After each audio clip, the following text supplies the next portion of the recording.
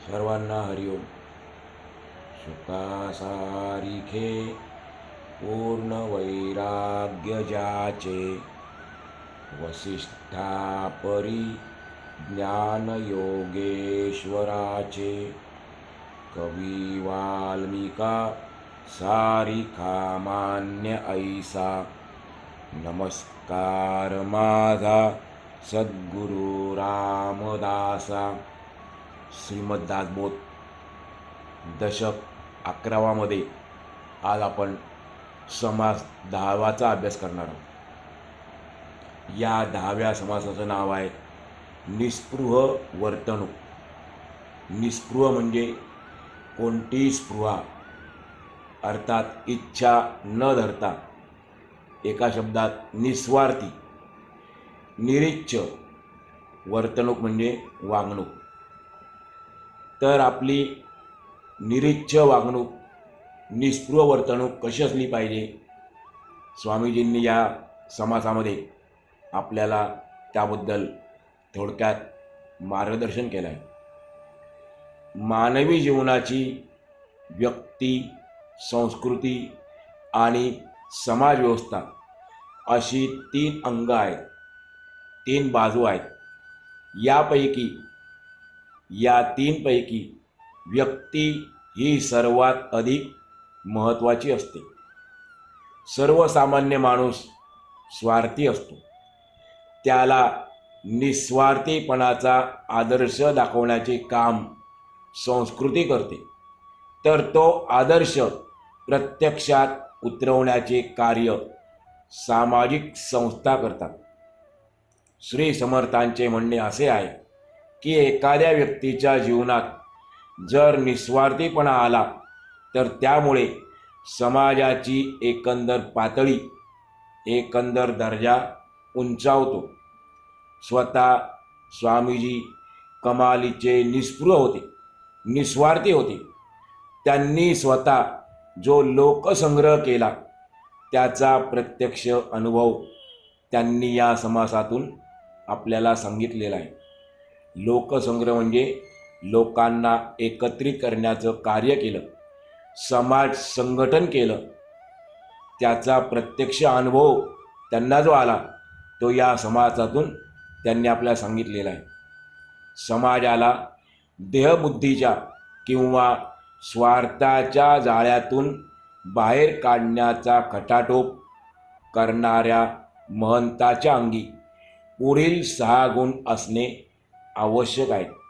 स्वामीजी स्वतः महंत होते, महान साधू होते, आणि त्यामुळे त्यांना माहीत आहे की महंताच्या अंगी कोणकोणते गुण पाहिजेत. ते 6 गुण आपल्याला सांगितलेले आहेत. त्यामध्ये क्रमाने आणि महत्त्वाने पहिला कोणता गुण आहे तो म्हणजे महंत हा स्वतः आत्मसाक्षात्कारी असला पाहिजे. ज्या अंतरात्म्याचा त्याला साक्षात्कार होतो असा आत्मसाक्षात्कारी पाहिजे. आत्मसाक्षात्कारी पुरुष कसा ओळखायचा? ज्याला अंतरात्म्याचा साक्षात्कार झालेला आहे त्या पुरुषाला आत्मसाक्षात्कारी म्हणावे. त्याप्रमाणे तो महंत अत्यंत विशाल आणि अनासक्त असावा. त्याची कोणत्याही गोष्टीमध्ये आसक्ती नसावी. त्याला एकांताची अतिशय आवड असावी. पण फक्त लोकांना मार्गदर्शन करण्यापुरतेच त्याने समाजात मिसळावे. आपण स्वतः कोण, कुठले, काय वगैरे विषयीची माहिती त्याच्याबद्दल लोकांना नसावी. नित्य नवे नवे लोक शोधून त्यांना शहाणे करावे, म्हणजे त्यांना ज्ञानी करावे. हा दुसरा गुण महंताजवळ असला पाहिजे. कीर्तिरूपाने सर्वांना माहीत असावे. लोकांशी संबंध आल्यावर लोक परीक्षा घेणारच, तेव्हा स्वतःच्या ठिकाणी यत्किंचितही कसलीच इच्छा, कसलीच स्पृहा, कोणतीच वासना लोकांना आढळू नये. त्याने भगवंताचे कथा कीर्तन क्षणभर देखील सोडू नये. हा तिसरा गुण महंतापाशी असावा. महंताने उत्तम गुणांचा अभ्यास करावा आणि ते गुण लोकांना शिकवावेत. मोठमोठे लोकसमूह बनवून लोकांना एकत्रित करून त्यांना कार्यान्वित करावे, त्यांना कार्याला लावावे. हा चौथा गुण महंताजवळ असला पाहिजे. आपण आरंभलेले कार्य खूप लोकांना पसंत पडून ठिकठिकाणी लोकसमूह कार्य करू लागले की मोठे कार्य सिद्ध झाले असे समजावे. स्वतः खूप कष्ट करावे. सदैव काम उरकण्याची लगबग असावी. अनेक लोकांना त्याने उपासनेला लावावे. हा पाचवा गुण महंतामध्ये असावा. समाजामध्ये सगळीच माणसे सारख्या लायकीची नसतात, सारख्या योग्यतेची नसतात. मी काय करू असे जेव्हा माणूस विचारतो तेव्हा त्याची लायकी बघून त्याला काम सांगावे. भलत्याला भलतेच काम सांगितले तर संपूर्ण कार्याचा विचका होतो आणि म्हणून लायक माणसे शोधून काढावी आणि त्यांना महंती म्हणजे आपल्या कार्यामध्ये, लोकसंग्रहाच्या कार्यामध्ये चांगले तयार करून निरनिराळ्या देशांमध्ये लोकसंग्रह करण्यासाठी पाठवून द्यावे. आणि या सहावा गुण महंतापाशी असला पाहिजे. समर्थ पुढे सांगतात, महंताने अंतरात्म्याचे म्हणजे देवाचे, परमेश्वराचे ज्ञान करून घ्यावे. तद्रूप असावे म्हणजे परमेश्वराशी एकरूप असावे. अंतरात्म्याप्रमाणे विशाल आणि अलिप्त असावे. मूर्ख मनुष्य केवळ आकुंचित दृष्टीने जीवनाकडे पाहतो आणि चतुर मनुष्य सर्वांगीण दृष्टीने जगाकडे बघतो. अंतरात्मा ज्याप्रमाणे अनेकांना व्यापून नाना प्रकारची सुखे भोगतो त्याप्रमाणे चतुर मनुष्य अनेकांच्या जीवनाशी समरस होतो. अंतरात्मा हाच खरा महंत आहे. अंतरात्मा म्हणजे आपण ऐकलं आता, अंतरात्मा म्हणजे प्रत्यक्ष देव, ईश्वर. समर्थ सांगतात, अंतरात्मा हाच खरा महंत आहे. तो महान आहे, विशाल आहे, थोर आहे. तो कधीच आकुंचित होणारच नाही. तोच सगळे काही जाणणार आहे. तोच विख्यात म्हणजे प्रसिद्ध योगी आहे. जगामध्ये खरा कर्ता आणि भोगता अंतरात्माच आहे. सर्व जगावर त्याचीच सत्ता चालते. तोच स्वतः जाणू शकतो, ओळखू शकतो. दुसरा कोणीही त्याला जाणू शकत नाही. महंताने या अंतरात्म्यासारखे बनले पाहिजे. त्याने सर्व सार तेवढे शोधून घ्यावे. योग्य गोष्टी अचूक निवडून घ्याव्यात. त्याला कोणी पाहायला आला तर त्याने सहज सापडू नये. महंताने लोकसंग्रह तर करावा पण गुप्त रीतीने प्रगट असावे. महंताची कीर्ती सगळीकडे पसरलेली असल्याने सर्वच लहानथोर माणसांना त्याची माहिती असते. परंतु तो कायमचा एकच वेश घालून फिरत नाही. त्याची कीर्ती कधी कमीच होत नाही.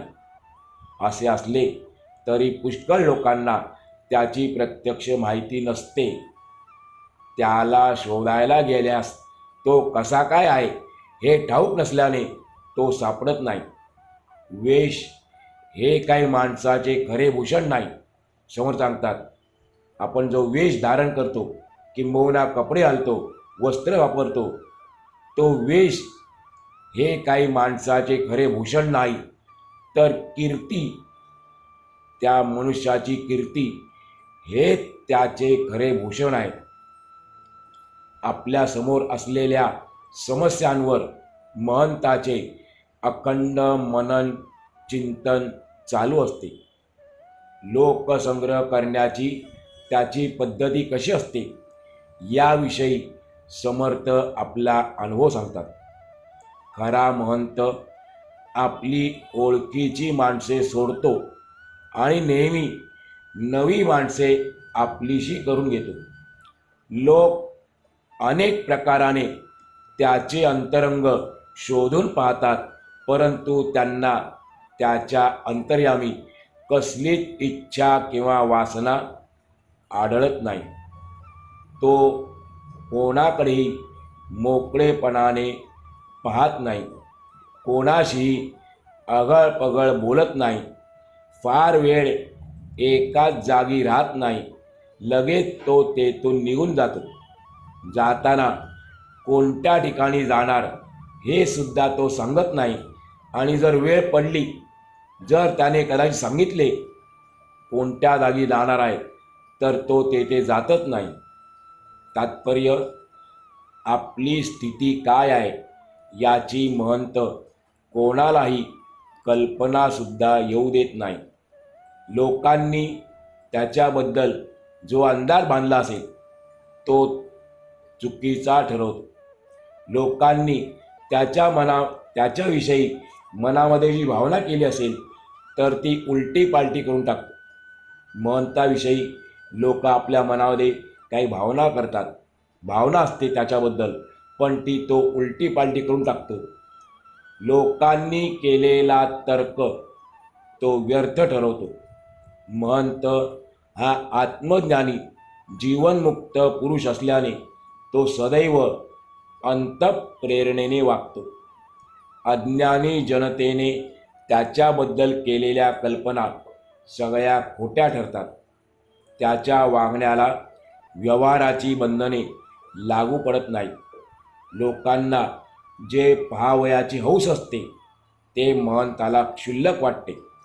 लोकांचे मन नित्य ज्या गोष्टीमध्ये आवडीने रमते त्या गोष्टींची महंताला इच्छा देखील होत नाही. अशा रीतीने ज्याची स्थिती कल्पनेनेही कल्पिता येत नाही, कल्पना करता येत नाही, तर्काने आकलन होत नाही आणि समजून घ्यावी म्हटली तर समजत नाही, समर्थ सांगतात तो खरा योगेश्वर महंत होय. समर्थ त्याला योगेश्वर म्हणतात. या महंताच्या मनात काय आहे ते कळत नाही. शरीराने तो स्वस्थपणे एके ठिकाणी कधी सापडत नाही, पण एक क्षणभर देखील तो भगवंताचे गुणगान करायला विसरत नाही. भगवंताचे गुणवर्णन तो अखंड निरंतर करीत राहतो. त्याच्याबद्दल लोक अनेक प्रकारचे तर्क वितर्क करतात, पण ते सगळे परस्पर खोटे ठरतात. त्यामुळे लोकांना आपल्या तर्ककुतर्काबद्दल लाज वाटते, आणि असे ज्यांच्या बाबतीत घडते, समर्थ सांगतात तो महंत खरा योगेश्वर समजावा. महंताने नव्याने सुरू केलेल्या कार्याबद्दल प्रथम लोकांच्या मनामध्ये विश्वास नसतो, श्रद्धाभाव नसतो. लोक त्याविषयी बारकाईने तपासून पाहतात. पुष्कळ लोकांना ते पटले. महंताने सुरू केलेले कार्य जर पुष्कळ लोकांना पटले, आवडले, म्हणजे अनेक माणसे त्या कार्यात सहभागी होतात. आणि असे झाले, बरीच माणसं त्या कार्यात सहभागी झाली म्हणजे फार मोठे कार्य साधले असे समजावे. स्वामीजी सांगतात महंताने अधूनमधून अखंड एकांत सेवावा, म्हणजे एकांतात राहावे. आणि काय करायचं एकांतात राहून? एकांतात राहून महंताने ग्रंथांचा आणि ध्यानधारणेचा अभ्यास चालू ठेवावा.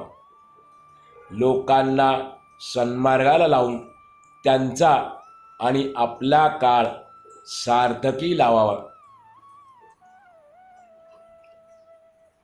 आपण स्वतः उत्तम गुण घ्यावेत. महंताने लोकांकडून स्वतः उत्तम गुण घ्यावेत, सद्गुण घ्यावेत, आणि मग लोकांना शिकवावे, इतरांना शिकवावे. मोठमोठे लोकसमूह बनवावे, पण ते गुप्त असावे. निरंतर कामे उरकण्याची घाई महंताजवळ असावी. लोकांना भगवंताच्या उपासनेला लावण्याच्या कामी महंताला फुरसत नसावी. त्याने स्वतः भगवंताची निरंतर उपासना करावी, भगवंताचे गुणवर्णन करावे आणि तसेच इतरांना देखील भगवंताच्या उपासनेला लावावे. समर्थ सांगतात की त्या कामी त्याने जरासुद्धा फुरसत सवड घेऊ नये.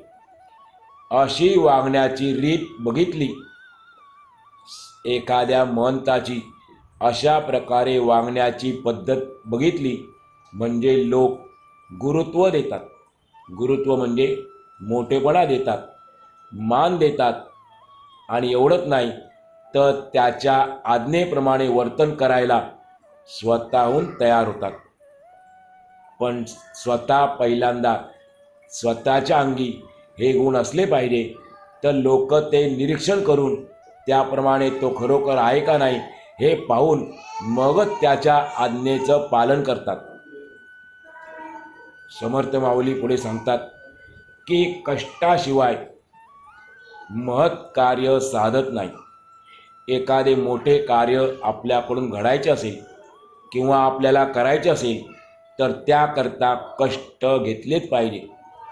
सर्व माणसांची योग्यता सारखी नसल्याने प्रत्येकाकडून त्याच्या त्याच्या लायकीनुसार काम करून घेण्यातच कौशल्य आहे, खुबी आहे. आधी कष्ट आणि नंतर फळ असा जीवनाचा नियम आहे. कष्टच केले नाहीत तर फळ मिळणार नाही हे कोणालाही सांगता येईल. सर्वांना माहीत आहे, कष्ट केले तरच फळ मिळतं, नाही तर मिळत नाही. श्रम केल्या वाचून, कष्ट केल्या वाचून जो निरुद्योगीपणाने आयुष्य जगतो तो वृथापुष्ट समजावा. समर्थांचा शब्द आहे. मेहनत केल्याशिवाय जो मनुष्य निरुद्योगीपणाने आयुष्य जगतो, आळशीपणाने आयुष्य जगतो, त्याला समर्थ वृथापुष्ट म्हणतात. मग वृथापुष्ट म्हणजे काय? वृथापुष्ट म्हणजे फुकट खाऊ किंवा ऐत खाऊ. जो आळशी आहे, ज्याला बसून पाहिजे, त्याच्याकरता शब्द आलेला आहे वृथापुष्ट. आपण धष्टपुष्ट शब्द ऐकलेला आहे. वृथा म्हणजे उगीच वायात, जो मेहनत न करता बसून खातो, फुकटचं खातो, तो वृथापुष्ट. स्वामीजींना अशा वृथापुष्टाची अतिशय चीड आहे. महंताने पुष्कळ लोकांचे निरीक्षण करावे आणि त्यांची योग्यता, त्यांची लायकी पाहूनच जवळ अंतरंगात घ्यावे, नाहीतर त्यांना दूरच ठेवावे. ज्याची जी लायकी असते त्याच्या शक्तीप्रमाणे त्याच्या हातून कार्य घडते. लायकी आणि शक्ती नसेल तर कार्य वाया जाते. म्हणून लायकी ठरवण्यासाठी, योग्यता ठरवण्यासाठी लोकांचे अंतरंग अनेक प्रकारे तपासून बघावे. एखाद्याला काम सांगायचं असेल तर ते काम करायला त्याची योग्यता आहे का नाही, तो योग्य आहे का नाही, सर्व दृष्टीने हे पाहिला पाहिजे. तसे नसेल तर ते कार्य पूर्ण होत नाही, ते कार्य सिद्धीस जात नाही. आणि आपण लायकी नसताना एखाद्याला काम दिलं तर ते काम सफल तर होत नाही, पण ज्याला दिलेलं आहे त्याचं पण नुकसान होण्याची शक्यता असते. आणि म्हणून समर्थ सांगतात की लायकी बघून आपण प्रत्येकाला काम द्यावे. माणसाची कष्ट करण्याची ताकद पाहून त्याच्याबद्दल विश्वास बाळगावा. पण हे सगळे करताना आपले महत्त्व, स्वतःचे मोठेपण टिकवून ठेवावे. श्री समर्थ स्वतः अगदी तसेच वागले. महंताने दुसरे महंत तयार करावे, त्यांना युक्ती आणि बुद्धी शिकवावी आणि त्यांना ज्ञानसंपन्न करून निरनिराळ्या देशात लोकसंग्रह करण्यासाठी पाठवून द्यावे. श्री समर्थ माऊली म्हणतात, स्वतः अनुभव घेऊनच मी हे बोलत आहे. हे सर्व काही मी स्वतः अगोदर केले, आचरणात आणले आणि नंतर मग जगाला सांगितले आहे. जर कोणाला पटले तर त्याने तसे वागून पाहावे. अशा रीतीने शेवटी स्वतःचा अनुभव सांगितलेला आहे. कारण समर्थांना माहीत होतं की अनुभवाशिवाय बोलणं देखील शहाणपणा नाही, म्हणून त्यांनी स्वतः अनुभव सांगितला. आणि ज्याला जर पटलं असेल, मी जे केलं ते जर कोणाला पटलं तर त्याने तसे वागून पाहावे. आपल्याला मार्ग मोकळावून दिलेला आहे. समर्थांच्या या गोष्टी जर आपल्याला पटल्या तर आपण आचरणात आणायला पाहिजे. होऊ शकते आपणही समर्थांप्रमाणे महंत होऊ शकतो. अशा प्रकारे श्री दासबोधाच्या गुरु शिष्य संवादातील 11व्या दशकातील निस्पृह वर्तणूक नावाचा 10वा आणि शेवटचा समास, तसेच भीमदशक नावाचा 11वा दशक पूर्ण झाला. आज आपण या ठिकाणी आजचा पूर्ण करूया.